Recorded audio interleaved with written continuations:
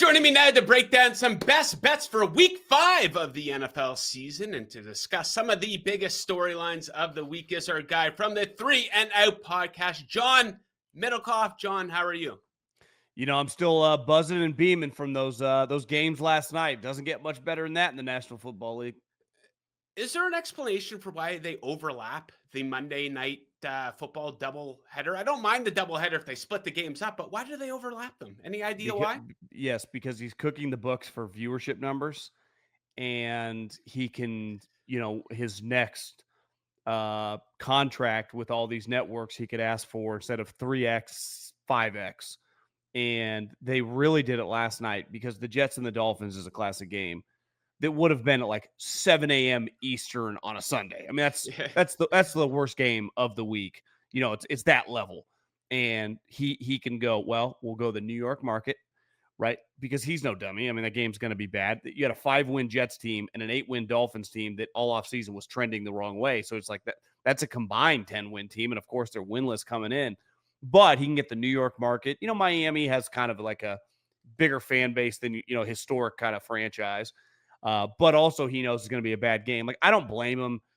You know, to me, wherever they put Troy and Joe, that's just obviously just the normal Monday night game. Yeah. And in fairness to them, the offseason, the Broncos are a playoff team and the Bengals won 9 games with Joe Burrow.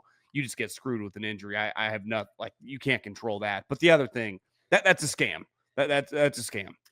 I agree. A lot of football this week when you rope in the games in Europe. I do wonder if they cross the line a little bit with making the product a little bit inconvenient for the viewer. Then you look at like Christmas Day, they got 3 games there. So it's a lot of football. I don't want to complain, but it really fills up the weekend. Okay, let's start with a game of good bet, bad bet. Let's start with the AFC North here. Despite starting the season 1-3 and getting absolutely curb stomped defensively in their 3 losses this season, the Baltimore Ravens are favored to win the AFC North at odds of -170. Meanwhile, the Pittsburgh Steelers off to a 3-1 start. The Steelers are plus 230 to win the division. Is that a good bet or a bad bet? That seems crazy to me because when you look at the division, the Browns are atrocious. We knew that coming in, and they look worse by the week. I mean, the one game they won, they were down 10-0 in the fourth quarter. Obviously, the Bengals, watching them last night, they could put me and you at, offensive guard and offensive tackle, and it would make no difference. They got no shot. I mean, none. And the Ravens, who obviously are, been a power now for 25 years, all their defense, like, they're a defensive franchise that found this quarterback who was awesome and then combined the two forces and they became an unstoppable team, at least in the regular season. Well, their defense is, all their guys are hurt. I mean, their best player, Metabuke, is now gone for the year. Roquan Smith, one of the best linebackers in the league, had been playing when they've been bad and is now injured and is out. Marlon Humphrey is just, I wouldn't say he's having a great year, but last year, remember when they really kind of turned the corner defensively, they moved him into the nickel corner. He's out now for a while. Van Oy's been banged up. I mean, their defense is just it's kind of like the Lions last year. And I was not a fan of Lamar coming out of college. Clearly, I was wrong, like a lot of people. And he is so much better now than when he won the MVP early on. But this, the one thing with, Josh Allen, because it's like those two are compared because Mahomes in his own class.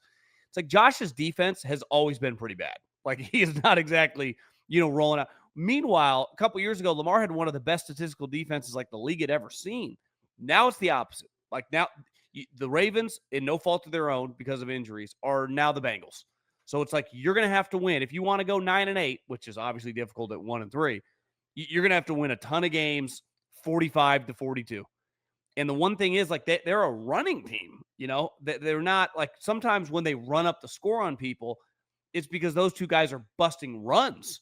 Well, now it's like you're probably going to have, I don't know, 35 to 40 pass attempts a game. And that's not really the style of offense they have played. So I don't know. I mean, I think they are in major trouble now. I know Rodgers just went 18-22, and some of his stats have looked good, all season long. But he's 41. He looks his age. His arm still works. Well, no, what? Of course, his arm. He's gonna be able to throw a tight spiral till he's 75 years old. I bet Dan Marino could throw a rope right now. But like, what if he got hurt and all of a sudden they got Mason Rudolph? So it's like everything would be on the table. If you tell me Rodgers plays 17 games, I just don't see how they don't win it. Especially like the one wild card is TJ Watt. A little bit of a slow start. Looked pretty good the last couple weeks, flying around. Yeah, maybe one last run for Aaron Rodgers. Kind of a fun story to get behind. Things are opening up for him, so that's kind of cool. I would say this, though, you're already seeing it in the AFC. It kind of looks a little weaker than it's been, especially if the Ravens are out, the Bengals are out. If they win the division, and let's say they win 11, 12 games, and they're, I don't know, the 2 seed or something, there would be a lot of pressure on Tomlin and Rodgers not to win the Super Bowl, not even to be in the conference championship game. But that first weekend, you're the 3 seed playing the 6 seed. If you can't win that, then this season would feel like, man, that's be a pretty big. Like they're going to get a home playoff game more than likely. I agree. Okay, so I guess it could be the 4 seed because the Colts probably going to win a lot of games. Yeah, that's fair to say as well. Okay, so yeah, surprising start here in the AFC North so far. One of the more surprising results of Week 4 was the 40-40 tie on Sunday Night Football. The Green Bay Packers, I thought they were going to get carried by this defense all season. So do you think they're closer to the team that went 2-0 to open the season or closer to the team that lost in Cleveland and allowed 40 points to the Dallas Cowboys? I'd say they're probably somewhere in the middle. I mean, I got a little overexcited on them. I still think, their track record speaks for itself. They're good. But that game, I've been thinking about this the last probably 24 hours.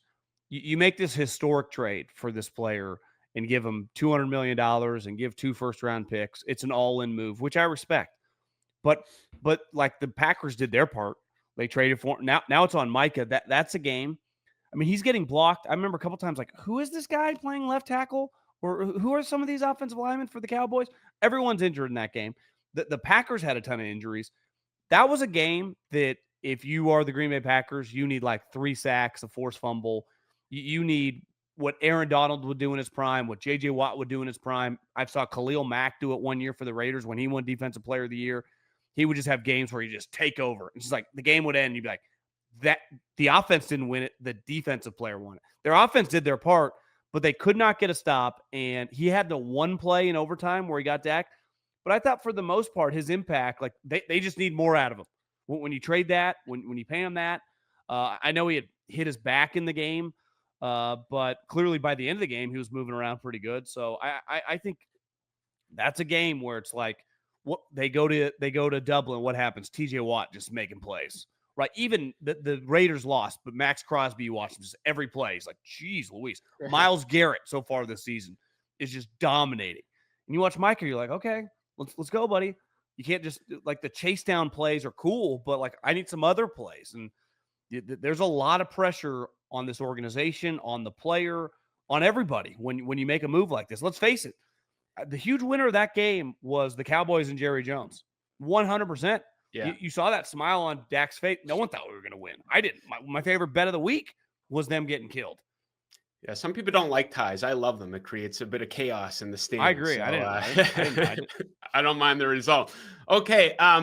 Recent history is already repeating itself for the San Francisco 49ers. They got a big game on Thursday Night Football against the Rams. Bosa's done for the season. Kittle's out till at least next week. Purdy has missed time. He did not look good in his return. No. Ricky Pearsall, who's their leading receiver, he's got a knee injury. He's questionable for Thursday Night Football. Now, they're 3-1 to start the season. Is a winning season sustainable for them with all these injuries racking up already for them? We'll get back to 500 pretty quick because they got the short week in L.A. and they are – I mean, the 49ers lead the league in a waiting line to get into the blue tent. It happened again last week. Pearsall was in there. Juwan Jennings had to be worked on outside the tent. And I don't know what it is. I mean, at this point in time, it's just like laughable. And who knows, Purdy's situation, Kyle said yesterday, his toe wasn't good. I mean, he clearly, the balls were flying all over the place. He looked like Jimmy Garoppolo. He did not look like himself. I think they rushed him back because Mac Jones was injured. It's like they couldn't play Mac Jones against the Jags because he got hurt the week before. So it's not sustainable to play. Like, there is an epidemic going on in the league. Like I looked up at one time Sunday morning with like when the 6 or 7 games were going on.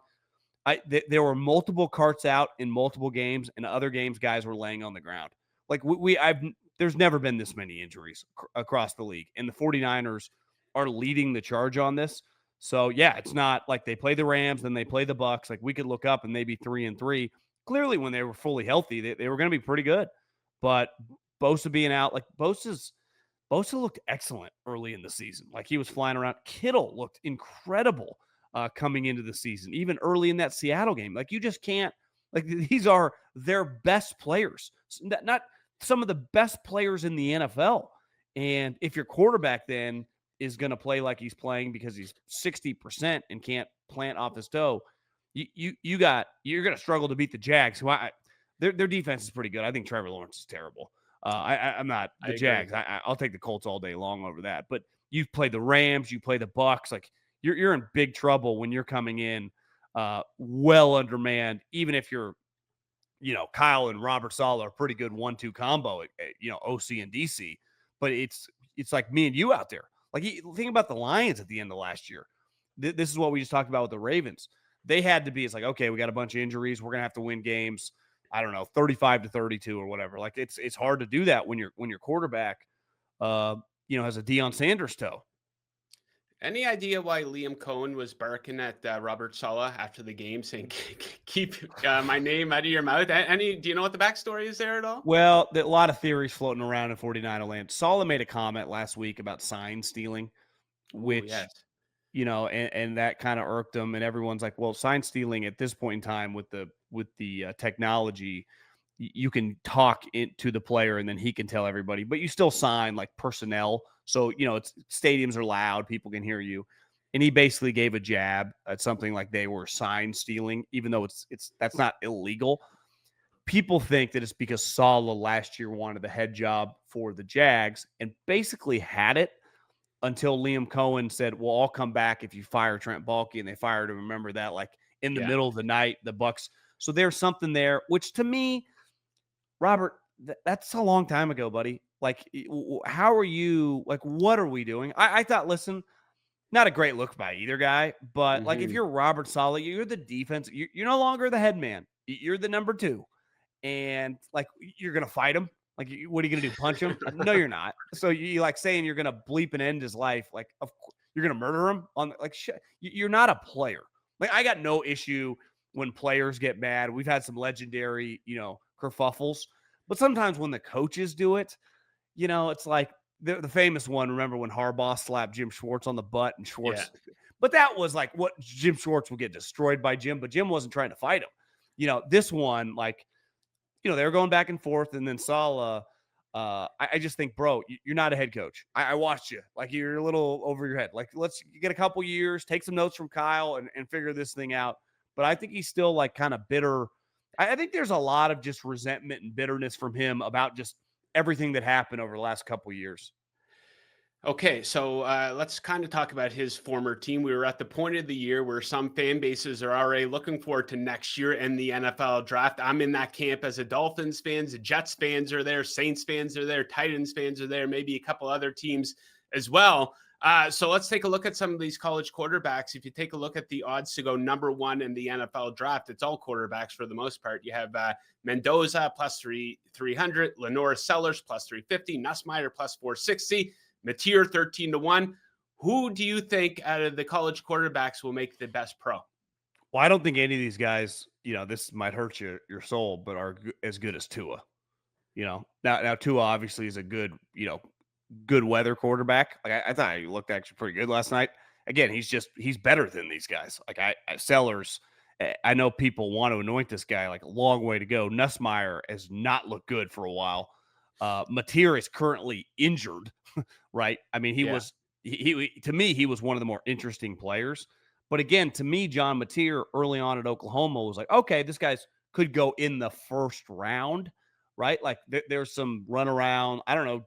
This is going to sound bad because the way he's playing. Oh, I was going to say JJ McCarthy, but you could say Bo Nix. But those guys weren't, Bo Nix wasn't going in the top 10.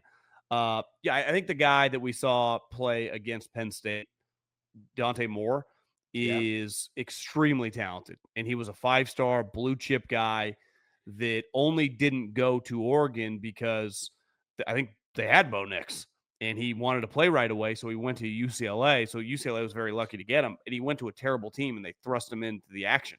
Well, then last year he transfers back to Oregon, sits behind Gabriel, and like the undercurrents in Oregon land was like, I think we got something here. And then the Cal quarterback, who's a true freshman, who's really talented, went to Oregon, realized I'm never playing over this guy. And he was like a 4-star kid, transfers to Cal. He's like the best quarterback they've had since Jared Goff. And I think he's really, really fascinating. Even the Alabama guy, Ty Simpson, watching him, I think we got such a bad taste in our mouth after that week 1 game against Florida State, but watching him against Georgia on the road, he's pretty fascinating. But I watch a lot of college football. I think this class had so much hype. I mean, think about the guy leading the hype was Arch Manning. I don't see any number 1 overall picks. And I think after seeing some of these quarterbacks get drafted really high and just everyone thinking they're going to get the next Mahomes, the next Josh Allen, this is where I defend Tua. I mean, he can drive you a little nuts. He's still, relative to a lot of guys that are drafted, that are just complete busts, is obviously a starting NFL quarterback. And if his team was good, like you compete to win 9-10 games, he's like the worst version of Dak, Cousins, and kind of that crew. Those guys, like if you do a good job team building, your team's going to be in the mix. That's why early on with the Dolphins, when he got there, they weren't bad, and the team was competitive. So, like these quarterbacks, I don't know. I mean, I think we've seen the college game also is so much different than the NFL that, like, watching Oregon play Penn State and Bama play Georgia, you only play 2 or 3 even if you're at the best schools, 2 or 3 competitive games a year. Even in the NFL, the crappy teams you play, right, are still really hard. Yeah. So I don't really like this quarterback class. Again, we're early in it, but I don't feel there's, some Joe Burrow, Jaden Daniels, like a guy that like everyone universally is on board with. There's a lot of like projecting, I hope, but I think this class has been pretty underwhelming through the first, I don't know, 4 or 5 games of the season. Yeah, I don't think the Dolphins should necessarily be in a rush to replace Tua as long as he could stay healthy. If anything, he could be a good placeholder at the very least at the quarterback position while they fill out the rest of the team. Draft the best offensive lineman, the best cornerback, maybe. One takeaway I had before Tyreek got hurt against the Jets, and I get it's the Jets and they look terrible, was like with Waller and Tyreek, who even if he's 80% of what he was, and Waddle, like that team isn't going to be drafting in the top 5. They're not going to be a playoff team, but you'll look up and they'll draft 12th. Like they would win 4, 5, 6, probably 5 or 6 games because some teams might sleep on them. Even a late season game, if it was decent weather on the road, they could win. They would be really explosive on offense with those 3 guys. Now it's and Achane, who looked pretty good. Again, I get it's the Jets, but they do play the Jets twice, so that's 2 wins. Yeah, I love the over at Carolina, 45.5, too low of a number. Jump on that one. That's early. Another game that you would love them. Like if Tyreek was playing in that game, you'd be like, they're going to murder these guys. Yeah, that's too bad for Tyreek. The human element, he was probably at the tail end of his prime. Anyways, that's it for prime. Tyreek Hill is going to be out for a while from the selfish fan. Yeah, the selfish fan standpoint. Now they can't even get any trade value from the guy. Okay, let's get into some of your best bets here, John. Let's start off in jolly old England. The Browns are a 4.5-point underdog taking on the Vikings, and you like the Browns. Well, the Vikings are pretty banged up. And their offensive line, I mean, you saw that Pittsburgh Steelers team get after them. The Browns are good on defense. And I think the right tackle is out for O'Neal for the Vikings. And I just think Myles Garrett, who's the best defensive player, I know they just kind of laid an egg against the Lions, but I think Minnesota's got some issues. When you can't protect, any game can be wrecked. And the other thing is, who knows? I mean, JJ might, just not have been a good player either. But like anytime you go to your backup quarterback, games are really hard to win if you're healthy, let alone if you have a bunch of injuries. And I mean, Carson Wentz threw for 350 yards. Now, some of those were kind of garbage time yards, but they were getting shellacked. They were getting murdered. And, I don't know. I just like the Browns. These international games, tough spot, right? First team in NFL history to play 2 international games in 2 different countries. So it's just, they got a lot going on. The Browns have nothing to lose. And I can just see Myles Garrett just having a field day against them. Yeah, I know they're not exactly staying at the Motel 6, but that's a long time to be on the road for the Minnesota Vikings. Yeah, right? I could put anyone at the Four Seasons if you're to some international water somewhere, just, it's, you just like, I want to go back to my own bed. Yeah. Okay, so the Houston Texans may be back on track. Maybe they just needed a little bit of a get right spot against the Tennessee Titans, maybe the worst team in the NFL in a very Oh, long time. But they're in Baltimore against the Ravens. The Texans are a 3.5 point underdog, and you like the Texans to cover that number. well, I just think the Texas defense is really good. Like that has not been their problem. So they have the team speed. The one thing you've seen with Lamar is these teams are doing a pretty good job if you have a good front of corralling him and the blueprints out a little bit to neutralize the running game. And so, like, their defense will come to play. Now, offense has been an issue for the Texans, but is there any better get right situation than playing this Baltimore Ravens defense? I think sometimes this happens. It's usually when you're a high level franchise like Baltimore, it's injuries. We saw it last year with the 49ers. This could be a year from hell. And all of a sudden you look up and you're like, how did we just win 5 games? Well, you're a couple more offensive injuries away from being like, you can't beat anybody. And it's already getting, Lamar got banged up. They didn't put him back in the game. The Texans, if they're going to have any life this year and have a chance to get back in the mix in their own division, I think it's a pretty must win for them. And I expect their defense to show up and play well. Okay, it took a couple games, but the Kansas City Chiefs look like their old selves again last week against the Ravens. This week, they're favored by 3.5 points in Jacksonville. The Jaguars a little bit better than I thought they would be, but you like Kansas City to keep it rolling here and cover the number. Well, Jacksonville's definitely pretty good on defense. They've played well and they've created, I think, like 13 turnovers or whatever. But you give me Spags against, you just saw it last week, Robert Saleh against Trevor Lawrence. I just don't think Trevor Lawrence is very good. And I think this is a spot where, Kansas City, it took them a little minute against the Giants, but by the end of that game, they kind of had their swag back. And you looked, every time I would look up, you're watching 4 games at once. It was like, this is the Chiefs team that I remember from like 3 years ago, not the one even 2 years ago that was struggling. Last year had its moments. Like, this is okay. What they've done, they've created Thornton, who was a second round pick by the Patriots, who is giving them explosive plays. I think he's had a touchdown in 3 straight games. Travis Kelce, I think, has kind of got, ever since Andy Reid gave him that forearm shiver, has kind of awoken him. And defensively, they're just flying around. So, I think Jacksonville comes back to earth a little bit this week, and I just think they're going to struggle to score.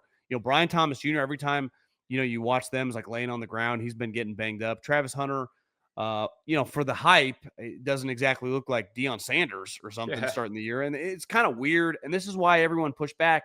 Like, it's impossible to play both ways. And you kind of put him every once in a while on defense. It's got to take away a little bit from his offense. Now, ETN's looks pretty good. But, what's ETN going to go for 200 yards against the Chiefs?